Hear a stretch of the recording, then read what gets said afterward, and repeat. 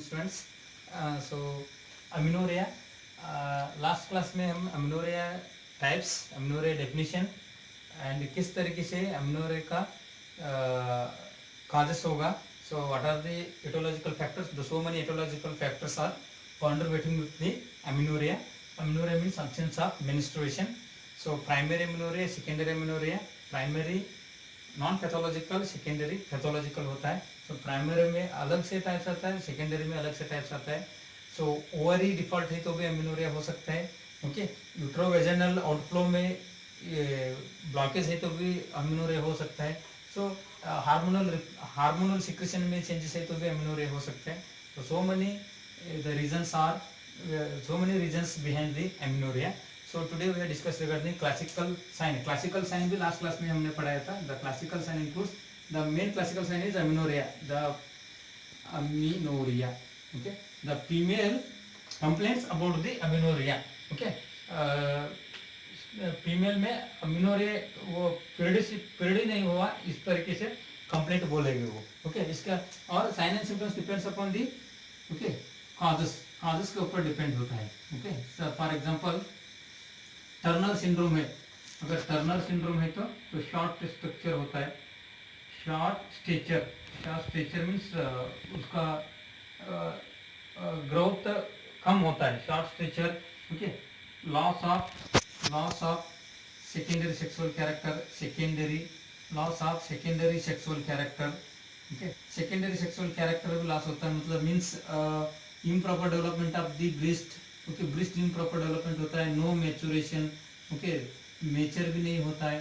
Okay, body भी weakness जैसा होता है. मतलब टर्नर सिंड्रोम में हार्मोनल इम्पेयरमेंट की वजह से शॉर्ट स्ट्रक्चर होता है.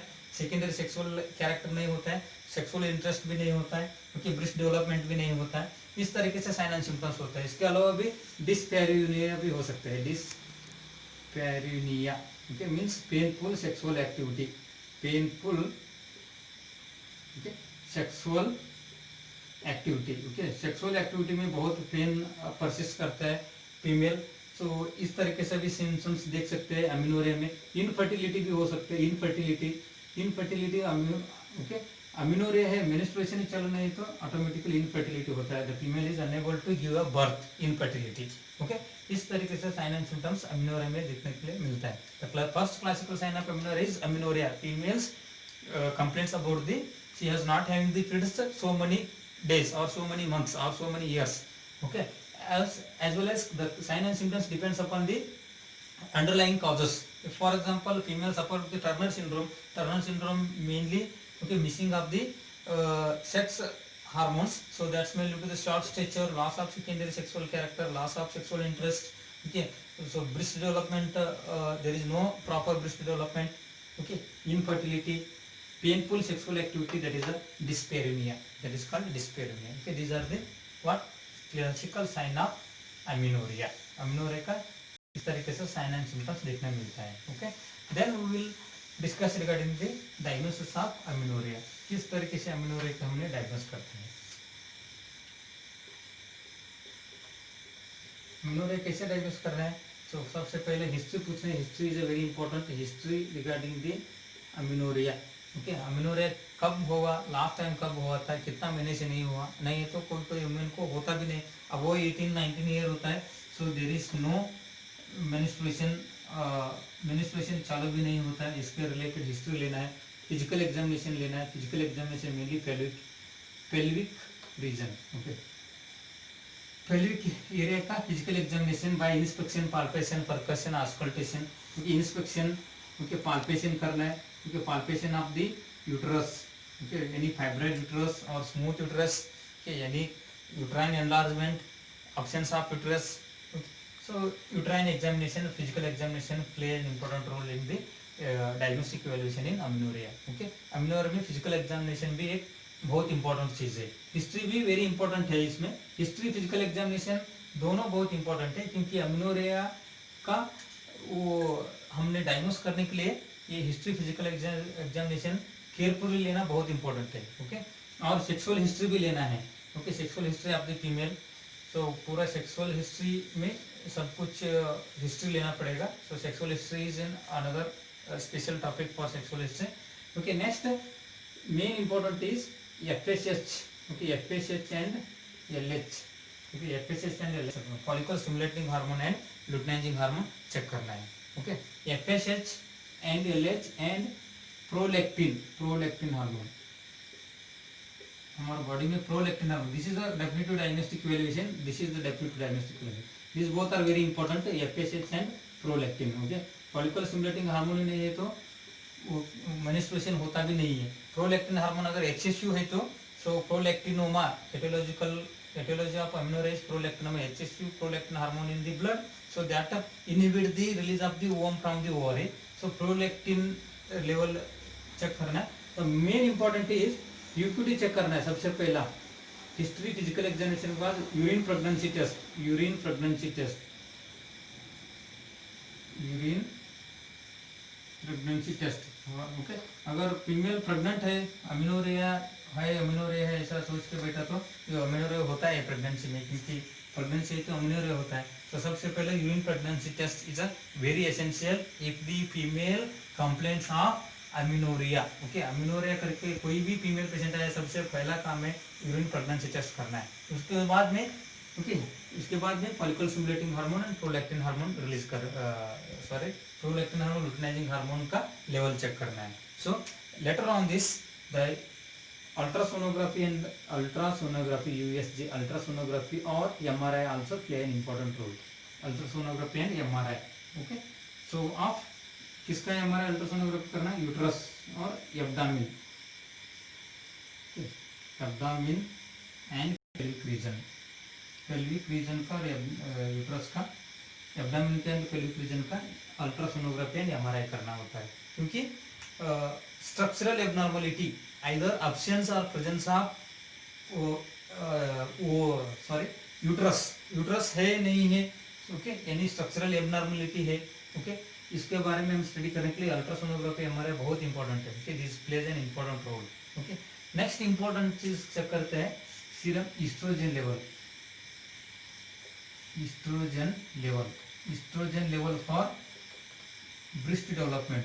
ओके, ब्रेस्ट डेवलपमेंट के लिए, सेकेंडरी सेक्सुअल डेवलपमेंट के लिए, सेकेंडरी सेक्सुअल डेवलपमेंट के लिए ईस्ट्रोजन लेवल वेरी इंपॉर्टेंट है. सो ईस्ट्रोजन लेवल चेक करना है. स्पेशली क्यों चेक करना है? ब्रेस्ट डेवलपमेंट के लिए, क्योंकि ईस्ट्रोजन लेवल ठीक है तो ब्रेस्ट डेवलपमेंट होता है, नहीं तो नहीं हो सकता है. So oestrogen level for breast development, ultrasonography for uterus detection, uterus. This are also very important diagnostic evaluation. Okay, सबसे पहला यूरिन प्रेगनेंसी टेस्ट करना है, फिर बाद में okay follicle stimulating hormone, prolactin hormone को चेक करना है. सो बाद में अल्ट्रासोनोग्राफी और MRI of the abdomen for the uterus presence और एब्सेंट, यूट्रस देखने के लिए. And oestrogen level for breast assessment, breast assessment के लिए, क्योंकि ब्रेस्ट के बारे में हम समझने के लिए ईस्ट्रोजन लेवल चेक करना बहुत इंपॉर्टेंट है. ये डायग्नोस्टिक इवैल्यूएशन में, ये अल्ट्रासोनोग्राफी एंड ईस्ट्रोजन लेवल में इस तरीके से डायग्नोस्टिक इवैल्यूएशन आता है, इस तरीके से कंफर्मेशन करता है. कैसे करता है हम इसके बारे में थोड़ा देखना बहुत इंपॉर्टेंट है. फॉर एग्जांपल हमने अभी देखा है, so this is a very important है. एक लाइन में यूएस अल्ट्रासोनोग्राफी फॉर यूट्रस देखने के लिए, ईस्ट्रोजन लेवल फॉर ब्रेस्ट देखने के लिए, ब्रेस्ट डेवलपमेंट देखने के लिए oestrogen level. Okay, oestrogen level check करते हैं.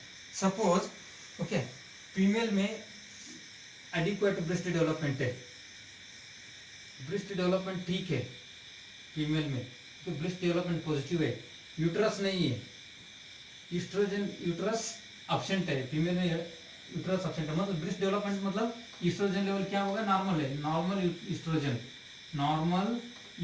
लेवल है. पर यूट्रस में यूट्रस एब्सेंट है, मतलब यूट्रस एब्सेंट है तो क्या हो सकता है? Uterus absent, defect in mullerian tract dysgenesis, मतलब mullerian tract dysgenesis. Mullerian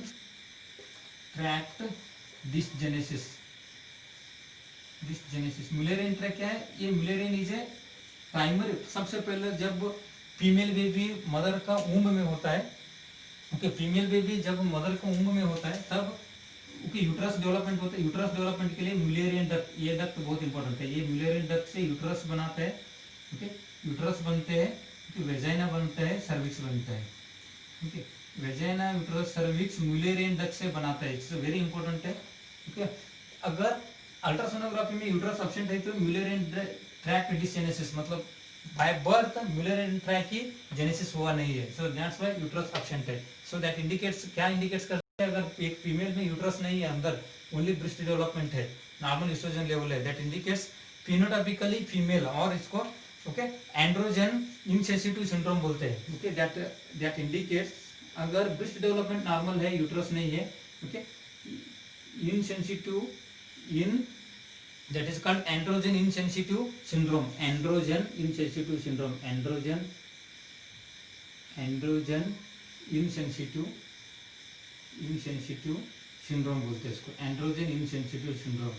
okay, androgen insensitive syndrome मतलब फिनोटाइपिकली फीमेल है, फिनोटाइपिकली फीमेल है, मतलब फीमेल जैसे दिखता है, फिनोटाइपिकली फीमेल है, बट जेनेटिक मेकअप मेल, मतलब जेनेटिक मेकअप मेल, देखने में फीमेल जैसे लगता है पर एक्चुअली मेल होता है। ओके, इसको एंड्रोजन इनसेंसिटिव सिंड्रोम बोलते हैं। एंड्रोजन मतलब sex hormones, okay, insensitive syndrome, insensitive होता है, सो मतलब नॉर्मल नहीं होता है, सो फिनोटाइपिकली फीमेल है but genetically makeup of mail.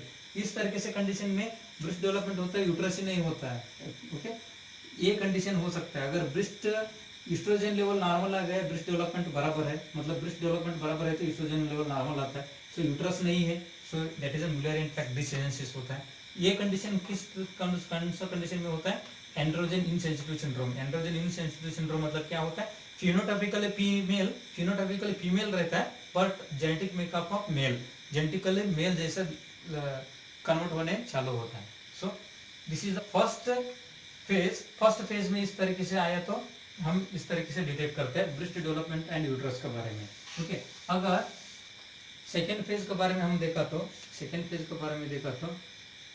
Breast नहीं है, फीमेल में ब्रेस्ट नहीं है, यूट्रस प्रेजेंट है, ब्रेस्ट नहीं है तो ईस्ट्रोजन लेवल क्या आता है, ईस्ट्रोजन लेवल कम आता है, क्योंकि ईस्ट्रोजन लेवल डिक्रीज होता है। सो वो अल्ट्रासोनोग्राफी में ये यूट्रस क्या आता है, नॉर्मल आता है, मतलब ultrasonography shows normal uterus. Okay, ultrasonography में क्या आता है, नॉर्मल यूट्रस आता है। इस कंडीशन में क्या होता है, ओके, गोनाइडल डिस्फंक्शन होने के चांसेस होते हैं। इस तरीके से अगर तो gonadal dysfunction,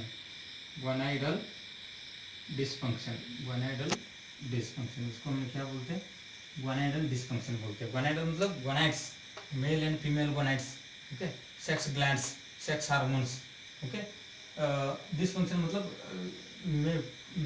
sex glands and sex hormones का इंपेयरमेंट हो रहा है, इसके वजह से ब्रेस्ट डेवलपमेंट नहीं हुआ, यूट्रस नॉर्मल है, सो गोनाइडल डिस्फंक्शन है, इसके वजह से ब्रेस्ट एब्सेंट है, यूट्रस प्रेजेंट है। इस तरीके से डायग्नोस करता है। डायग्नोसिस में क्या आता है, अगर ब्रेस्ट डेवलपमेंट है, यूट्रस नहीं है तो Muller tract dysgenesis, it is by birth होता है। सो इसको कंडीशन में एंड्रोजन इनसेंसिटिव सिंड्रोम बोल सकते हैं हम। ओके, अगर ब्रेस्ट नहीं है, नॉर्मल ईस्ट्रोजन लेवल कम है, तो यूट्रस प्रेजेंट है, सो गोनाइडल डिस्फंक्शन से होता है। सो गोनाइडल डिस्फंक्शन है, इसलिए ईस्ट्रोजन लेवल रिलीज नहीं हो रहा है। Okay, this is the second phase. अगर थर्ड फेज तीसरा आता है, ब्रेस्ट भी नहीं, यूट्रस भी नहीं, फीमेल में अगर एक फीमेल एमिनोरिया कंप्लेंट करके आया है तो इस तरीके से डायग्नोस करना वेरी इंपॉर्टेंट है।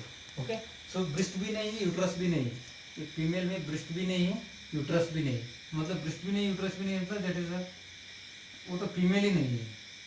ठीक है, दैट इंडिकेट्स नॉट फीमेल, तो फीमेल ही नहीं, मतलब इस ब्रेस्ट भी नहीं, यूट्रस भी नहीं है, तो मतलब उसको पूरा थरो एग्जामिनेशन करना बहुत इंपॉर्टेंट है, पूरा all hormones, thyroid test, okay, so and genital organ scanning, इसमें पूरा थरोली एग्जामिनेशन करना होता है। फीमेल जैसा लगता है, मतलब एक फीमेल है, उसको ब्रेस्ट डेवलपमेंट भी नहीं है, मतलब ईस्ट्रोजन लेवल बहुत कम है, यूट्रस भी एब्सेंट दिख रहा है अल्ट्रासोनोग्राफी में, so that indicates the thorough examination of the female, means that female is suffer from the very secondary other disorders or hormonal disorders or genetical disorders or family history disorders, इस तरीके से indication करता है। ठीक है, और अगर ये तीसरा फेज है, first phase, second phase, third phase, fourth phase एक आता है, फोर्थ वन, अगर ब्रेस्ट भी है, यूट्रस भी है, ओके। सो ब्रेस्ट भी है, यूट्रस भी है, मीन्स ब्रेस्ट डेवलपमेंट प्रेजेंट है, यूट्रस भी प्रेजेंट है, यूट्रस भी प्रेजेंट है, ओके। मीन्स ब्रेस्ट प्रेजेंट है तो ईस्ट्रोजन लेवल नॉर्मल है। सो अल्ट्रासोनोग्राफी क्या देखते हैं उसमें, ultrasonography of abdomen that shows the normal uterus. तो इसमें क्या होता है, ब्रेस्ट भी अप्रोप्रिएट है, ईस्ट्रोजन लेवल नॉर्मल है, अल्ट्रासोनोग्राफी में यूट्रस भी नॉर्मल ठीक से दिख रहा है, मतलब उधर अंदर क्या हो रहा है, नॉर्मल मैकेनिज्म हो रहा है, but obstruct the outflow of menstruation. इसमें क्या इंडिकेशन करता है, obstruct the outflow of menstruation. Okay, menstruation ने मतलब मेंस्ट्रुएशन हो रहा है, अंदर ओम रिलीज हो रहा है, यूट्रस तक आ रहा है, बट यूट्रस से हेमेटोमेट्रा बोला था। हेमेटोमेट्रा मतलब the menstrual blood is collected in the uterus only, uterus में मेंस्ट्रुएशन ब्लड कलेक्ट होता है। और इसका क्या होता है, ओके, वेजाइनल ऑब्स्ट्रक्शन भी बोल सकते हैं, और वेजाइनल ऑब्स्ट्रक्शन हो गए तो यूट्रस में नॉर्मली ब्लड हो रहा है, सो वेजाइना ऑब्स्ट्रक्टेड है, वेजाइना पूरा स्ट्रक्चर है, सो इसके थ्रू ब्लड बाहर नहीं आ रहा है, ये कंडीशन हो सकती है। ब्रेस्ट भी नॉर्मल, यूट्रस भी नॉर्मल है तो वेजाइनल ऑब्स्ट्रक्शन इंडिकेशन करता है। सो इस तरीके से डायग्नोसिस वेरी इंपॉर्टेंट है। तो diagnostic evaluation of amenorrhoea, the most important is, सबसे पहला history collection, physical examination, and second thing, अगर हमने दूसरा काम क्या करना है अमीनोरिया के पेशेंट में, सबसे पहला यूरिन प्रेगनेंसी टेस्ट करना है। अगर प्रेगनेंसी पॉजिटिव है तो अमीनोरिया कॉमनली होता है, अगर नेगेटिव है तो आगे चेक करना है, क्योंकि follicle stimulating hormone level check करना होता है, and prolactin hormone level, okay, as well as the proper or other supportive diagnostic evaluation includes ultrasonography and, okay, estrogen level, okay, estrogen level that provides the breast development, estrogen level in the body that helps to provide the information regarding the development of the breast, ultrasonography that provides the uterus present or absent, okay. So there are totally 4 phases. Suppose breasts are present, either uterus are absent, that indicates the breasts are present, estrogen level are normal, and uterus is absent, that means, okay, the Mullerian death dysgenesis, okay. This type of condition happens by birth only, so that is because of the absence of the normal growth of the Mullerian duct, okay. In second phase, breast is normal, breast is absent, uterus is present, so that indicates the gonadal dysfunction indicate करता है, okay. In third phase, either breast is also not development, means estrogen level is also lack, and uterus is also absent, that indicates the totally that a person is totally she is not belongs to the female, means the thorough examination is very important, okay. In third case the breast is also present, uterus is also present, so that indicates there is something obstruction in the vagina, so that withhold the blood out from the vagina, means the blood collected in the uterus only. So this type of investigation is very important. This is the diagnostic evaluation. Next we will move towards the management of okay, अमीनोरिया का management करना है, क्या कैसे कर सकते हैं management अमीनोरिया को। सो अमीनोरिया का मैनेजमेंट में ओनली क्यों हो रहा है, depends upon the pathological factors, underlying cause. Management of amenorrhoea depends upon the underlying cause, management of amenorrhoea depends upon underlying cause, so in this underlying cause, so सबसे पहला hormone replacement therapy, क्या hormone replacement therapy आपकी hormone follicle stimulating hormone and oestrogen hormone therapy, okay. Hormonal therapy देना है। So hormonal therapy is by the subcut देते हैं for the several months और several days till the hormone levels are normal in the body, okay. And treat the underlying cause को treat करना है। For example Turner syndrome है तो भी Turner syndrome को ट्रीट करना है। सो टर्नर सिंड्रोम में भी हार्मोनल रिप्लेसमेंट पे थेरापी देना है, ओके। अगर पॉलीसिस्टिक किडनी है, पॉलीसिस्टिक यूट्रस है, तो यूट्रस में सिस्ट फॉर्मेशन हो गया, so the underlying management is what, that is the surgically removal of the surgical management, surgical removal of the cyst from the uterus. So uterus को surgically क्या करना है, remove करना है. So that is the polycystic uterus बोल सकते हैं हमने. Okay. Next premature ovarian failure, ये भी एक कंडीशन होता है, प्रीमेच्योर ओवरियन फेल्योर. ओके, ये भी हार्मोनल रिप्लेसमेंट थेरेपी से हमने ट्रीट कर सकते हैं. ओके. सो इसके अलावा भी और क्या काज हो सकते हैं. The main management is in amenorrhoea is only hormonal replacement. Okay. Other cause क्या हो सकता है, तो वेजाइनल ऑब्स्ट्रक्शन भी हो सकता है. Vaginal obstructions, okay, correct the structural okay issues. Okay, intrauterine adhesions हो सकता है. इंट्रायूट्राइन एडेजेंस सर्जिकल मैनेजमेंट में क्या हो सकता है, इंट्रायूट्राइन एडेजेंस, इंट्रायूट्राइन एडेजेंस. इंट्रायूट्राइन एडेजेंस में क्या करना है, सर्जिकल में इंट्रायूट्राइन एडेजेंस में करेक्ट द स्ट्रक्चरल इश्यूज,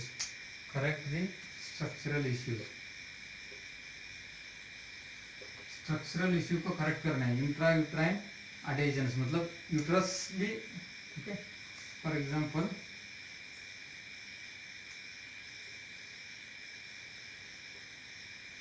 इधर होता है फेलोपियन ट्यूब, ये फेलोपियन ट्यूब एडेजेंस हो सकता है. ओके, फेलोपियन ट्यूब क्या हो सकता है, एडेजेंस हो सकता है.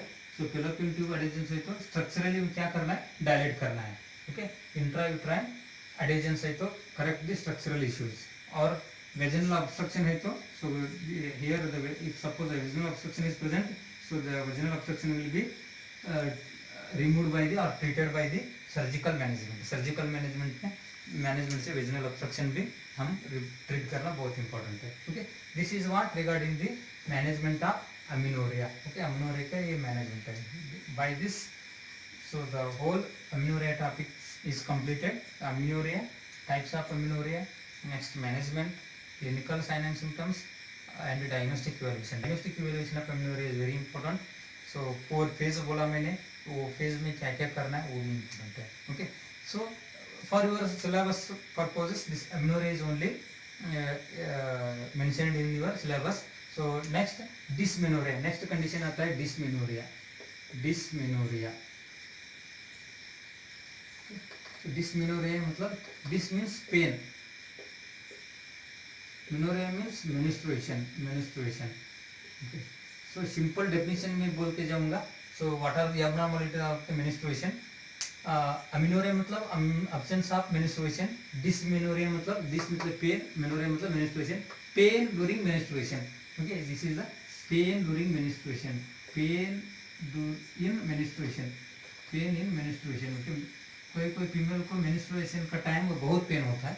so ये कंडीशन को हमने डिसमेनोरिया बोलते हैं. ओके, सो वो डिसमेनोरिया में भी 2 टाइप्स है. एक primary dysmenorrhoea, there are 2 types in dysmenorrhoea, primary dysmenorrhoea and secondary dysmenorrhoea. Primary dysmenorrhoea and secondary dysmenorrhoea.